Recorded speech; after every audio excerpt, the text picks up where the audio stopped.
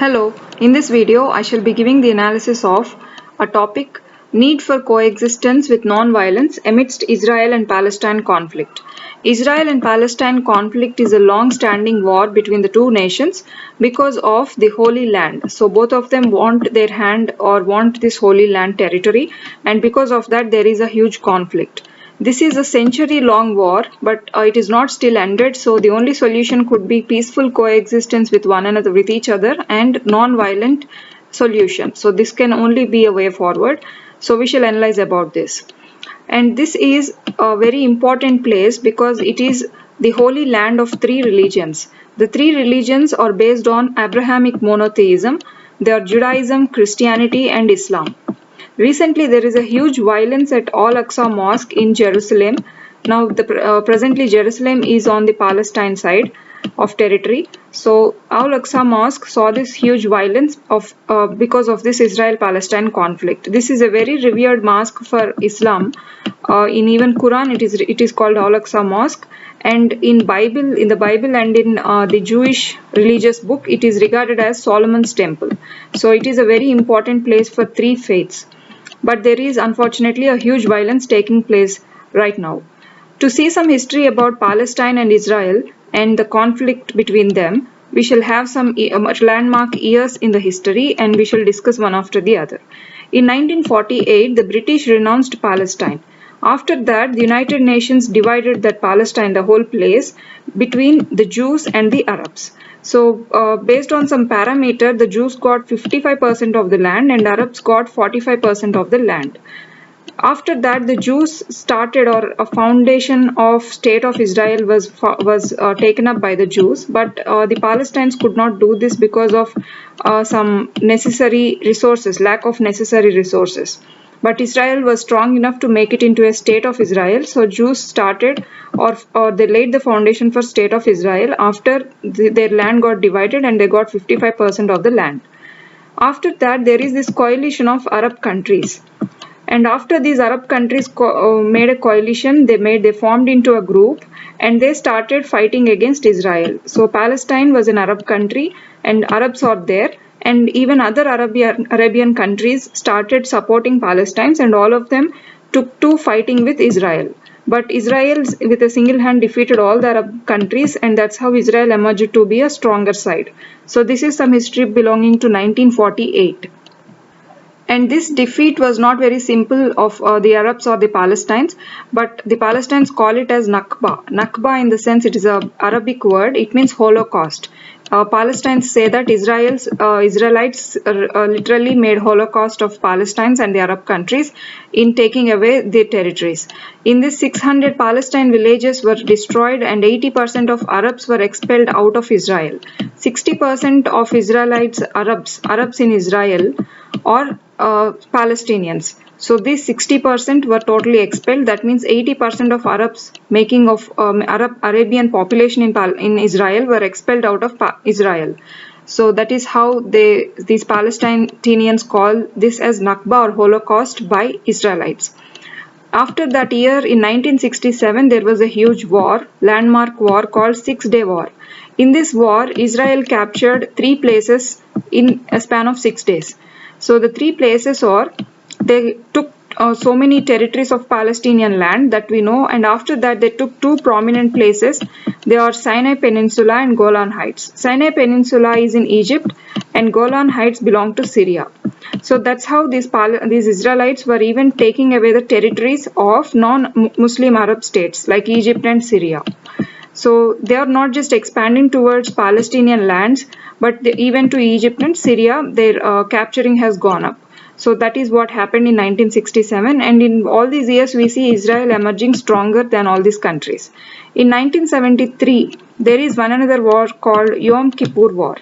In Yom Kippur War, the Arabs withdrew from supporting Palestinians because they came to understand, they came to know that it is very tough to fight against Israel.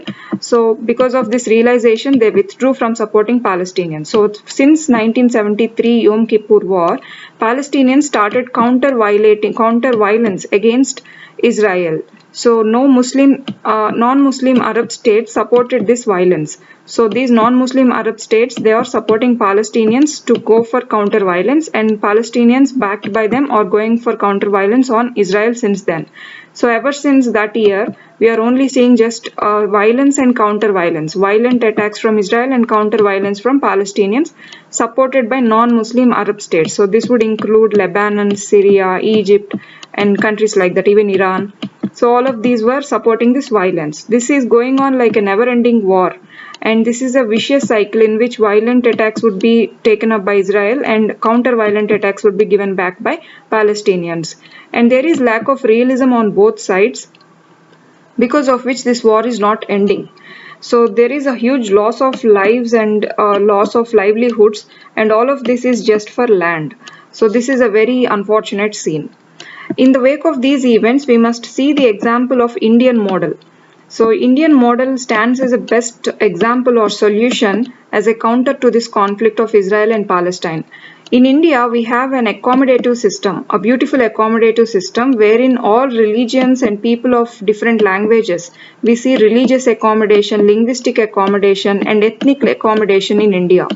Because India is a country made up of huge diversity. There are several diversities in India that cannot be even numbered totally.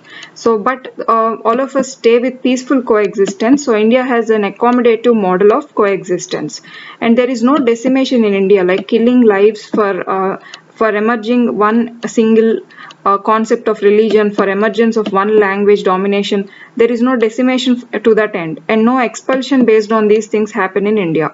So India's model is one of the best models to be adopted by these two countries under conflict. Some of the hostile models in the past, in the world history, unfortunate, embarrassing models in the world history, or European model and Nazi Germany model. For example, European model of annihilation of natives. And these natives in Americas, North and South America and Australia, are annihilated by the Europeans. So these natives are still under suffocation, or they're still suffering with lack of so many resources to be enjoyed by their native place because of this annihilation by European model or the Europeans. And even one another example is annihilation or this Holocaust of Jews by Nazi Germans. So these are two hostile models which are very embarrassing in the world history and which should not be taken up right now by the world or the modern world today. But Indian model is a very good example to be adopted or taken as a model for peaceful coexistence. So what is good to adopt? There should not be any total subjugation of a nation today in the modern world, or there should not be any total expulsion. The solution should be based on non-violence and in mind with the mind of common humanity. And all the stakeholders must cooperate. The leaders of both countries must cooperate, and even mediators must also be involved of these other Arab countries or non-Muslim Arab nations and nations like India. There should not be any racial or religious schisms, so no divisions on these lines must be there, and there should be secularization of the conflict. If the secularization of conflict comes up, there won't be any conflict at all. Some of the options to be pursued by the two states are two-state policy or single-state policy. For two-state policy, Jewish settlements must be removed from the Palestinian territories. They must be satisfied with the 55% of land given to them, but this is not going to happen. So they must free up the occupied territory. So this is a very impossible thing. So two-state policy is a mere will be a mere disappointment to believe in. The next option is single-state policy. In single-state policy, they can take up the model of India. India emerged to be a nation state with secularistic, democratic, and pluralistic ideologies. And there are equal rights and opportunities for these diversified people.